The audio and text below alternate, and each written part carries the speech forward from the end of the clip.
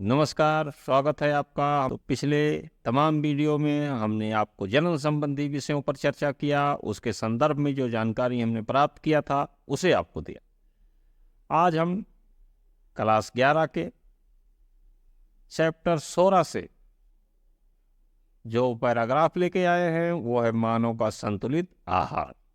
क्योंकि आप जानते हैं, आज के दिन में मानव को संतुलित आहार की आवश्यकता है। केवल उसे पेट भरने से मतलब नहीं है। यदि केवल पेट भरते रहेंगे तो पता लगेगा एक से एक बीमारियों से ये जूझते जाएंगे और शरीर समय से पहले जीर्ण भी होगा, हड्डियां कमज़ोर होंगी, रक्त की कमी आएगी और लीवर वगैरह की तमाम बीमारियां हो सकती हैं। इसलिए आपको ये जानना आवश्यक है। इसलिए हमने ये आवश्यक चीज़ आपको अपने माध्यम से, अपने चैनल के माध्यम से इसकी जानकारी देना चाहा। तो इसको जानने के लिए चलिए कार्यक्रम में ये समझना आवश्यक होगा कि आहार क्या है। शरीर को, अपने अंगों को ठीक ढंग से कार्य करने के लिए और उन्हें स्वस्थ बनाए रखने के लिए उन्हें ऊर्जा की आवश्यकता होती है। वे कार्य तभी करेंगे जब उनको ऊर्जा मिलेगी और स्वस्थ तभी रहेंगे जब उन्हें ऐसे सभी पोषक पदार्थ मिलते रहेंगे जिनकी उनको आवश्यकता है। तो जब ये दोनों चीज मिलते रहेंगे उन्हें, तो वो अपना कार्य संतुलित रूप से करते रहेंगे।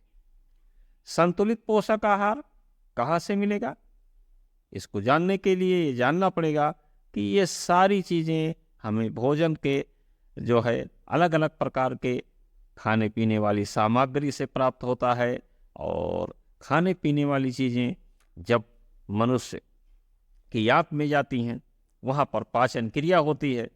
तो भोजन के पाचन से आवश्यक जो पदार्थ हैं जिनकी शरीर को आवश्यकता है, जो यौगिक हैं जिनको शरीर की आवश्यकता है, तो वो शरीर द्वारा अवशोषित कर लिए जाते हैं। अब संतुलित पोषण प्राप्त करने के लिए किन किन चीज़ों की आवश्यकता है? तो जिन चीज़ों की शरीर में आवश्यकता है, क्या वो चीज़ें आप जो भोजन कर रहे हैं उसमें उपलब्ध हैं या नहीं? भारत जैसे देश में, जहां हर व्यक्ति के जीवन का स्तर उच्च नहीं है, ऐसे सभी लोग अपना पेट तो भर सकते हैं, लेकिन संतुलित पोषक पदार्थ या संतुलित पोषक तत्व उन्हें उससे नहीं मिल सकता है। तो जब ऐसा नहीं मिल सकता है, तो उनके दैनिक आवश्यकता के लिए जिस ऊर्जा की आवश्यकता है, वो तो उन्हें कार्बोहाइड्रेट से मिल सकती, या ऐसा भोजन किए जिसमें प्रोटीन है, उसके विखंडन से भी ऊर्जा मिल सकती है। लेकिन दूसरी सारी विटामिन्स, अन्य मिनरल्स, ये सारी चीज़ें जब नहीं मिलेंगी तो इन चीज़ों की बॉडी में कमी होगी और इनके कमी से कोई ना कोई विकार उत्पन्न हो जाएगा आपके शरीर में, जिससे आपके अस्वस्थ की स्थिति आ जाएगी। रहा सवाल भोजन पेट भरना, हो तो एक अलग चीज़ है। आप केवल चावल खा सकते हैं, उसके साथ आलू की सब्जी खा सकते हैं, पेट तो आपको भर गया। लेकिन अब उसमें जो कार्बोहाइड्रेट था उसके विखंडन से आपको काम करने के लिए ऊर्जा भी मिल गई। लेकिन आपको जानना चाहिए कि क्या इससे आपको विटामिन की पूर्ति हुई या नहीं हुई। इससे आवश्यक मात्रा में जो प्रोटीन आपको चाहिए थी, क्या वो आपको मिल रही है या नहीं मिल रही है, उसकी कमी हो रही है, क्या फैट आपको बसा प्राप्त हो रहा है या नहीं प्राप्त हो रहा, उसकी कमी हो रही है। तो ये सब जानने के लिए आपको ऐसी चीज़ों को खाना पड़ेगा, अपने भोजन में लेना पड़ेगा, जिससे आपके शरीर की उन तमाम आवश्यक चीज़ों की पूर्ति उस भोजन से हो और बीमारी से आप बचें। तो जब पूर्ति आपके शरीर को उस भोजन से हो जाएगी तमाम तत्वों की, तब आपका कहा जा सकता है कि आपने संतुलित आहार लिया है। और यदि केवल कुछ चीजें मिली जिनसे शरीर को ऊर्जा तो मिल गई मगर दूसरे मिनरल्स नहीं मिले, तब जो आहार हुआ आपका, वो कहा जाएगा कि ये असंतुलित आहार है।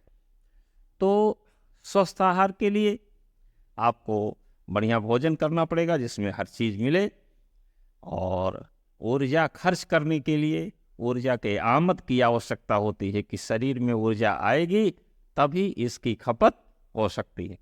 वैज्ञानिकों ने पता लगाया है कि सामान्य दिनचर्या से जीने वाले जो है शिशु और वृद्ध व्यक्तियों को कितना चाहिए, 1600, बड़े बच्चों को 2200 तथा जवान व्यक्ति को लगभग 2400 किलो कैलोरी ऊर्जा की आवश्यकता होती।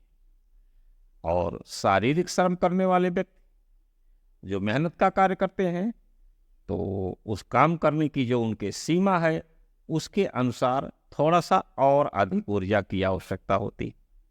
अब आप कहेंगे कि ये ऊर्जा कहाँ से प्राप्त हो जाती है उन्हें, तो इसको जानने के लिए वैज्ञानिकों ने ये पता लगाया है कि भारतीय में, खास करके भारतीय में, यहाँ के भोजन कुछ अलग होते हैं। हर मुल्क में जो है समान रूप से भोज्य पदार्थ या खाने की चीज़ें नहीं खाई जाती, कहीं कुछ और है तो कहीं कुछ और है, और उसमें तत्वों की जो मात्रा है वो अलग अलग देशों में जो अलग अलग तत्व खाए जा रहे हैं तो वहाँ उन्हें प्रत्येक चीज़ की मात्रा अलग अलग प्रतिशत में मिल रही है।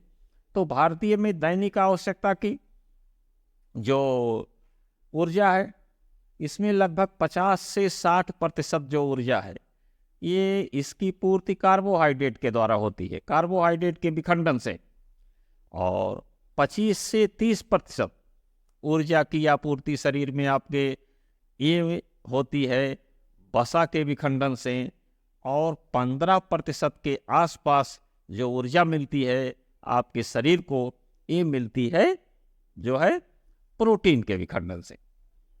तो इस तरह से यहाँ जो मुख्य स्रोत है इसके बारे में हमने आपको बताया, कार्बोहाइड्रेट, फैट और प्रोटीन, इन तीनों के विखंडन से आपको ऊर्जा जो है का जो औसत भारतीयों का अनुपात है तो वो हमने बताया। अब आपको ये जानना होगा कि भोजन सामग्री में कार्बोहाइड्रेट, प्रोटीन और वसा इनकी प्रतिशत मात्राएं कितनी हैं, तो इनको जानने के लिए आप बने रहिए हमारे साथ शेष अगले कार्यक्रम में। नमस्कार।